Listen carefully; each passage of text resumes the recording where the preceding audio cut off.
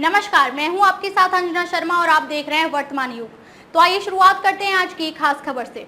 बाबा रामदेव और पतंजलि से आखिर क्या गलती हुई जो माफी भी स्वीकार नहीं कर रहा सुप्रीम कोर्ट। योग गुरु बाबा रामदेव और पतंजलि आयुर्वेद के एमडी बालकृष्ण को सुप्रीम कोर्ट उस समय बड़ा झटका लगा जब कोर्ट ने बिना शर्त माफी मांगने वाले उनके हलफनामे को स्वीकार करने से इनकार कर दिया।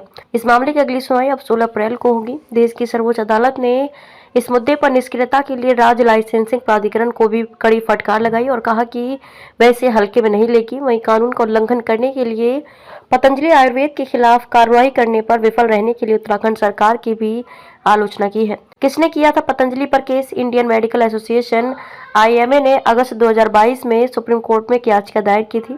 पतंजलि ने एक विज्ञापन दिया था जिसमें कहा था कि एलोपैथी, फार्मा और मेडिकल उद्योग द्वारा गलतफहमियों से खुद को और देश को बचाएं। बाबा रामदेव ने एलोपैथी को बेवकूफ और दिवालिया विज्ञान कहा था।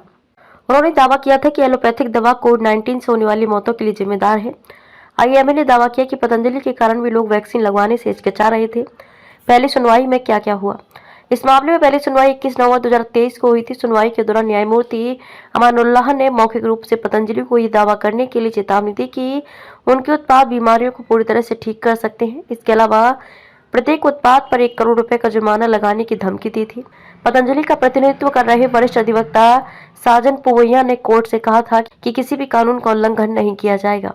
फिर से क्यों खुला मामला? 15 जनवरी 2024 को सुप्रीम कोर्ट को झूठे और भ्रामक विज्ञापनों के निरंतर प्रकाशन के संबंध में भारत के मुख्य न्यायाधीश और न्यायमूर्ति अमानुल्लाह को संबोधित एक गुमनाम पत्र मिला।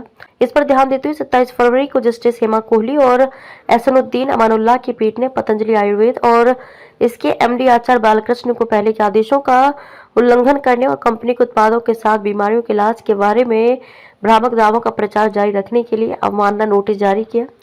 सरकार से भी इस मामले पर जवाब मांगा गया। न्यायमूर्ति अमानुल्लाह ने कहा कि पूरे देश को चक्कर में डाल दिया गया है। 2 साल तक आप इंतजार करते रहे जब ड्रग्स अधिनियम कहता है कि यह निषिद्ध है। इसके बाद अदालत ने पतंजलि औषधि उत्पादों के किसी भी अन्य विज्ञापन या ब्रांडिंग पर अगले आदेश तक पूर्ण प्रतिबंध लगा दिया है। जब भड़क गए सुप्रीम कोर्ट के जज, अगली सुनवाई के दौरान 19 मार्च को अदालत को बताया गया कि अवमानना नोटिस का जवाब दाखिल नहीं किया गया है। इसके बाद कोर्ट ने बालकृष्ण और रामदेव की व्यक्तिगत उपस्थिति का आदेश दिया। इसमें उत्तराखंड सरकार को भी एक पक्ष बनाया गया। इसके बाद 21 मार्च को बालकृष्ण ने कथित भ्रामक विज्ञापनों के संबंध में सुप्रीम कोर्ट में माफीनामा दाखिल किया जिसे कोर्ट ने खारिज कर दिया। इस दौरान अदालत ने रामदेव और बालकृष्ण की कड़ी आलोचना की और उनकी माफी को जुबानी दिखावा करार दिया। इसके बाद 9 अप्रैल को रामदेव और बालकृष्ण ने सुप्रीम कोर्ट से बिना शर्त माफी मांगी। रामदेव ने नवंबर 2023 के प्रेस कॉन्फ्रेंस के लिए भी बिना शर्त माफी मांगी। उन्होंने कहा कि मुझे इस चूक पर गहरा अफसोस है और मैं अदालत को आश्वस्त करना चाहता हूं कि इसे दोहराया नहीं जाएगा। मैं आदेश के पैरा 3 में दर्ज बयान के उल्लंघन के लिए बिना शर्त माफी मांगता हूं। सुप्रीम कोर्ट सहमत नहीं। सुप्रीम कोर्ट ने कहा कि हम इसे स्वीकार करने से इनकार करते हैं। हम इसे जानबूझकर किया गया उल्लंघन मानते हैं।